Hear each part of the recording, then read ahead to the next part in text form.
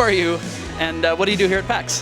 Hi, my name is Eric Portney, but I go by my enforcer name of Lackey, and I am the tournament coordinator for PAX Prime. What exactly goes into coordinating tournaments here? What it involves is finding out our floor plan of what space we have available, how many tables we have, and then coming up with a creative menu that would appeal to the attendees of the show, like party games all the way up to heavy strategy Euro games. We try to give a wide mix and make sure there's enough space. All the considerations that go into planning a really big wedding or a big party go into this. That sounds like quite a bit of work. Why invest so much time into this? Well, I really enjoy it. I get an immense sense of satisfaction myself out of planning an event like this and making sure that as many people as possible can have fun playing in the games. And to me, that's highly rewarding and hopefully enjoyable for the attendees. What makes a game good for tournaments? In order to run a game here at PAX, we have a lot of considerations. Like, we know an attendee's time is valuable.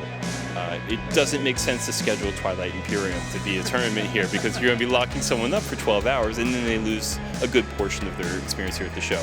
We try to aim for games that are 3 to 4 players that play in about 45 minutes to an hour. We want it to be sort of the gateway or step above gateway game, and we want it to be as easy for people to jump into it as possible. So you fought to have unpublished games here at playable at PAX. Yes. Why? Well, I'm a big fan of supporting up-and-coming developers and designers.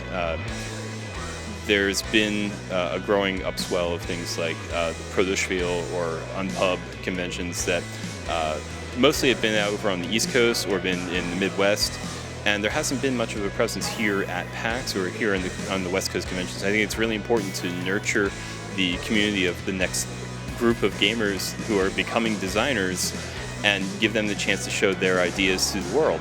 One last question for you. How do you think tabletop games are going to change or grow over the next few years? I think that we'll continue to see new innovations, obviously things that we're not expecting. 3 years ago, would anyone have expected that apps would be starting to integrate into board games? And would we have the XCOM game or Alchemists, or we might see integration with smart devices in homes, or we might see VR integration. And I think that this is a healthy area to explore. I would not be afraid of new technology or augmentation to how we play our tabletop games.